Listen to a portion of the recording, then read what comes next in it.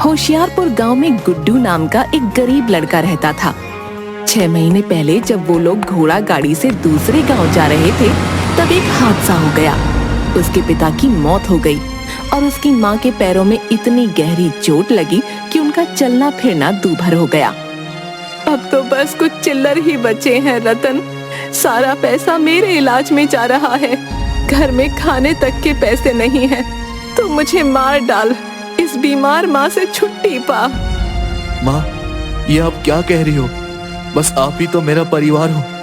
आपको कुछ हो गया तो मैं कैसे रहूंगा? बेटा, फिर हम गुजारा कैसे करेंगे? मैं भी अपाहिज बनकर तुझ पर बोझ बन गई हूँ। माँ, ऐसा कुछ ना कहो। मुझे कुछ समझ नहीं आ रहा। आप ही कोई तरीका सोचिए ना। बेटा, तू एक काम कर। तू खाना बहुत अच्छा बनाता है, तो गांव में खाने की दुकान शुरू कर ले। अरे माँ, पर इतना सब कुछ रोज रोज बहुत महंगा पड़ेगा। और वैसे भी मेरा बनाया खाना आपको ही पसंद है, बाकी लोगों का पता नहीं। नहीं बेटा, मेरी उम्र निकल गई है। जानती हूँ कि तेरे हाथों में जादू है। तो फिर पीछे जो थोड़ी जगह है, अभी के लिए सब्जियाँ बेचने का काम शुरू कर दे। कुछ बचत होगी तो काम बढ़ा लेना। हाँ माँ, ये बहुत अच्छा तरीका है। फिर तो मैं कल से ही काम करना शुरू कर दूंगा। सब्जी ले लो भाई, सब्जी बिल्कुल ताजी है।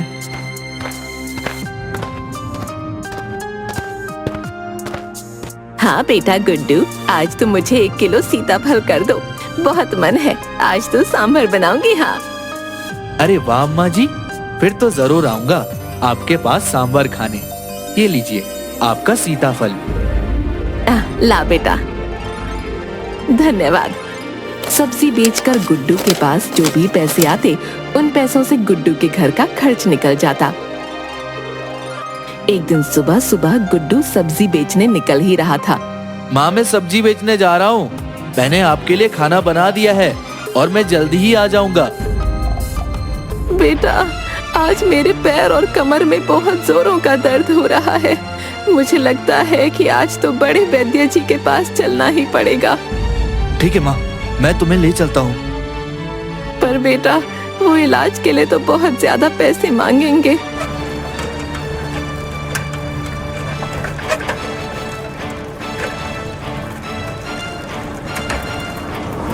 गुड्डू बिमला को बड़े वैद्य के पास ले जाता है और वो इलाज शुरू करने के लिए 2500 रुपए मांगते हैं। ठीक है वैद्य जी, मैं पैसों का इंतजाम कर लूंगा, पर आप मेरी माँ का इलाज जल्द से जल्द शुरू कर दीजिएगा।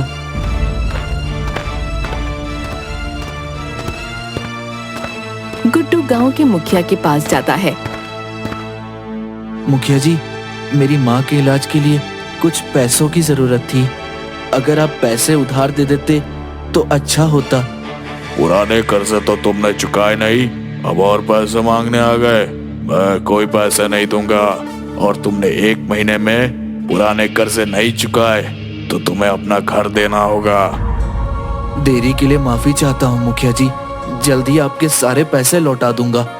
गुड्डू वहाँ से निकल गया और उसने दूसरे लोगों से भी मदद मांगी, लेकिन सब जानते थे कि गुड्डू कमाता नहीं है, तो पैसे कहाँ से वापस देगा। इसलिए किसी ने उसकी मदद नहीं की। माँ, मैं किसी काम का नहीं हूँ। मैं तेरे इलाज के लिए पैसे भी चुकता नहीं कर पाया। मुझे जीने का कोई हक नहीं है। नहीं बेटा, मेरे लिए पैसों से ज्यादा कीमती है तू। उस दिन गांव में ढिंढोरा पीटा जाता है। सुनो सुनो गांव वालों, सुनो। राजा ने अपने खास रसोइयों के लिए एक प्रतियोगिता का आयोजन किया है, जो कि कल से ही आरंभ होगी। जो कोई भी उस प्रतियोगिता में विजेता होगा, उसे राजा का खास रसोइया बनाया जाएगा, और साथ ही 5000 रुपए इनाम में भी दिए जाएंगे। गुड्डू पास में सब्जी बेच रहा था। प्रतियोगिता वाली बात सुनकर वो खुशी से फूला नहीं समा रहा था। अरे वाह, अगर मैं इस प्रतियोगिता में भाग ले लूं तो माँ का इलाज करवा सकता हूँ और फिर राजा का रसोई बनना भी कोई छोटी बात नहीं है। माँ, एक खुशखबरी है। कल से राज्य में राजा के खास रसोई के लिए एक प्रतियोगिता का आयोजन किया है। उसमें जीतने वाले को 5,000 रुपए इनाम और राजा का खास रसोई भी बनाया जाएगा। मैं इस प्रतियोगिता में भाग लूंगा और फिर हम अच्छे से आपका पैर का इलाज करा सकेंगे। फिर गुड्डू पड़ोसियों को अपनी माँ की देखभाल का बोलकर प्रतियोगिता के लिए निकल जाता है। अगले दिन प्रतियोगिता शुरू हो जाती है। महल के सारे प्रतियोगी गुड्डू को देखकर जोर जोर से हंसने लगते हैं। अरे वो देखो, अब भिखारी भी राजा के खास रसोइयों के लिए प्रतियोगिता में भाग लेने आए हैं। हंसते हंसते वो आदमी खंभे से टकराकर धड़ाम से गिर जाता है। फिर सब लोग उस पर हंसने लगते हैं। तभी वहाँ पर राजा आ जाता है और प्रतियोगिता शुरू हो जाती है। फिर सारे प्रतियोगी खाना बनाना शुरू कर देते हैं। सभी प्रतियोगी बहुत अच्छा खाना बनाते हैं और खाने की खुशबू सूंघकर राजा फिर से वहाँ पर आ जाता है। खुशबू, ये खुशबू सूंघ कर तो मुझे और भी ज्यादा भूख लगने लगी है। अगर आप सबका खाना बन गया तो जल्दी जल्दी मेरे सामने पेश करो। मेरी भूख बढ़ती ही जा रही है। फिर सब लोग अपना अपना बनाया हुआ भोजन राजा के सामने पेश करते हैं। अरे वाह, इतना स्वादिष्ट खाना! इस खाने को चखकर तो मुझे मेरी माँ के हाथ के बने हुए खाने की याद आ गई है। पर महाराज, इसमें आपको नमक थोड़ा कम नहीं लग रहा क्या? नहीं मंत्री जी, मुझे तो सब सही लग रहा है। हो सकता है कि आपको नमक ज्यादा चाहिए। एक काम करो, मंत्री जी की सब्जी में थोड़ा नमक और मिला दो। गुड्डू मंत्री की सब्जी में और नमक डाल देता है और खाना बहुत बेस्वाद हो जाता है। अरे मंत्री जी, आप इतना धीरे धीरे क्यों खा रहे हो? और ये पूरा खाना खत्म करना, क्योंकि आपको तो पता ही है मुझे अन्न का अपमान करना बिल्कुल भी पसंद नहीं है। मंत्री को फिर जबरदस्ती पूरा खाना खत्म करना पड़ता है। फिर राजा भोजन चखकर जिसने अच्छा भोजन बनाया होता है सिर्फ उसे ही प्रतियोगिता में आगे बढ़ने के लिए कहता है और बाकियों को वहाँ से निकाल देता है। मंत्री जी, मैं बाकी सबसे तो निपट लूंगा, लेकिन ये जो भिखारी है इसे कैसे निपटाऊं? तुम फिक्र मत करो, इसको तो हम डरा धमका कर यहाँ से भगा देंगे। ए भिखारी! जी मंत्री जी। चल निकल जाए यहाँ से और वापस दिखाई भी मत पड़ना, और इस प्रतियोगिता से अपना नाम भी वापस ले ले। नहीं सरकार, मैं अपना नाम वापस नहीं ले सकता। मुझे प्रतियोगिता के पैसे से अपनी माँ का इलाज करवाना है। तू मुझे बता कि तुझे कितने पैसे चाहिए, मैं तुझे माला माल कर दूंगा, पर इस प्रतियोगिता से अपना नाम वापस ले ले। नहीं सरकार, मैं अपनी माँ से वादा करके आया हूँ और मुझे मुफ्त के पैसे नहीं चाहिए। अब तो चाहे जो हो जाए, मैं अपना नाम वापस नहीं लूंगा। मंत्री ये बात जाकर हरिया को बताता है। ठीक है, आप बस किसी तरह मुझे सुबह सुबह रसोई के अंदर ले चलना, बाकी सब मैं कर लूंगा।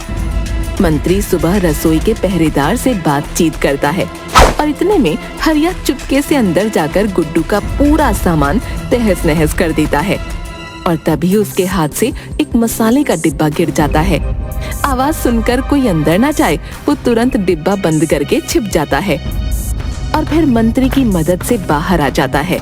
प्रतियोगियों, आज मुझे कुछ अच्छा और कुछ अलग खाना खाने का मन कर रहा है। देखते हैं आप सभी में से कौन मेरी भूख को शांत कर पाएगा। महाराज, आप देखना, मैं ही आपकी भूख को शांत करके आपका खास रसोइया बनूंगा। वो तो खाना चखने के बाद ही पता लगेगा। अरे, मेरी सारी सब्जियां और मेरा सारा मसाला कहाँ गया? अब मैं क्या करूंगा? अब मैं खाना कैसे बनाऊंगा? ये कौन हो सकता है जिसने मेरे पास से सब्जियां और मसाला चुरा लिया अगर मैं हार गया तो माँ को क्या जवाब दूंगा? उनका इलाज कैसे कराऊंगा? अरे महाराज भी आने वाले हैं, मैं क्या करूं? वो बाकी लोगों से थोड़ा थोड़ा सामान मांगता है, लेकिन कोई उसे कुछ नहीं देता। आखिर में गुड्डू अपनी बिखरी हुई सब्जी देखता है और उसे याद आता है कि उसकी माँ ने एक ऐसी ही कम सब्जी से एक बढ़िया बिरयानी बनानी सिखाई थी। कुछ देर में गुड्डू बची हुई सब्जी और माँ के दिए खास मसाले से बिरयानी बनाकर तैयार कर लेता है। दूसरी तरफ हरिया गुड्डू के मसाले का इस्तेमाल करके बहुत अच्छा भोजन तैयार कर लेता है। राजा खाना खाने के लिए आता है।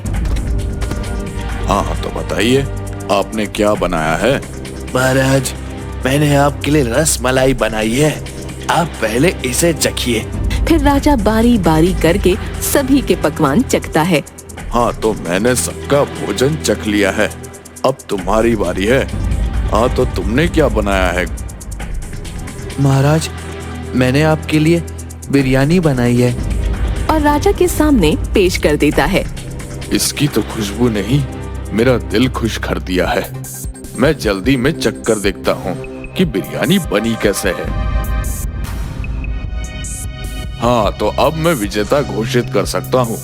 मुझे इन सब में से हरिया के हाथ का बनाया भोजन बहुत ही ज्यादा स्वादिष्ट लगा है।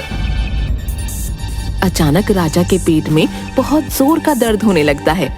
अरे ये मेरे पेट में दर्द क्यों हो रहा है? अरे राम जी बचाओ! हाय मर गया, ये कैसा दर्द है? अरे महाराज, क्या हुआ आपको? पता नहीं महामंत्री, अचानक मेरे पेट में बहुत जोर से दर्द होने लग गया है। आप इतना खाना खाओगे तो पेट में तो दर्द होगा ही। क्या क्या कहा नमक हराम? मैं रोज इतना खाना खाता हूँ। मेरा मतलब है कि हो सकता है कि आपके खाने में कुछ ऐसा गया हो जिससे आपके पेट में दर्द हो रहा है। हाँ हो सकता है, पर पता कैसे लगाया जाए कि किसने भोजन में मिलावट की है? महाराज, महाराज, मैं पता लगा सकता हूँ। पर कैसे? मुझे मेरी माँ ने बहुत सारे मसालों की ऐसी विद्या बताई है जिसमें सूंघ कर किसी भी मसाले के बारे में मैं पता लगा सकता हूँ। मुझे बस इसके लिए सभी के हाथों को सूंघना पड़ेगा। ठीक है, सभी प्रतियोगियों अपने अपने हाथ आगे करो। महाराज, हरिया के खाने में ही कुछ मिला हुआ था। क्या बकवास कर रहे हो? ऐसा हो ही नहीं सकता। अरे पर ऐसा ही हुआ है, तुम्हारे भोजन में ही कुछ मिलावट थी। अरे पर मैंने तो तुम्हारे मसाले अपने भोजन में डाले थे। इसका मतलब है कि तुम महाराज को नुकसान पहुंचाना चाहते थे। अच्छा तो तुम ही हो वो चोर जिसने मेरे सारे मसाले और सब्जियां चुरा ली थी। अरे भाई, वो जो तुमने मेरे सारे मसाले चुराए थे ना, वो मेरी माँ ने मुझे बनाना सिखाया था, और अगर उसमें से थोड़ा सा भी ज्यादा डाल दो तो पेट में दिक्कत होने लगती है। अरे तुम क्या कह रहे हो? मेरी तो कुछ समझ में नहीं आ रहा। महाराज, मैं आपको सब बताता हूँ। दरअसल प्रतियोगिता से पहले मेरे सारे मसाले चोरी हो गए थे और सब्जियां खराब हो गई थी, इसलिए जो भी मेरे पास था उनसे आपके लिए बिरयानी बना दी। पर अब पता चल गया कि वो मसाला चोर और कोई नहीं, हरिया था। क्या हरिया तुमने चोरी की? मैं तुम्हें इस प्रतियोगिता से बाहर निकालता हूँ और गुड्डू को अपना खास रसोइया घोषित करता हूँ। लेकिन जल्दी से वैद्य को बुलाओ, मेरे पेट में दर्द तो कम हो। जल्दी से राजवैद्य को बुलाया जाता है और राजा का इलाज करवाया जाता है। फिर गुड्डू राजा का खास रसोइया बन जाता है और इनाम के पैसों से गुड्डू अपनी माँ का इलाज करवाता है।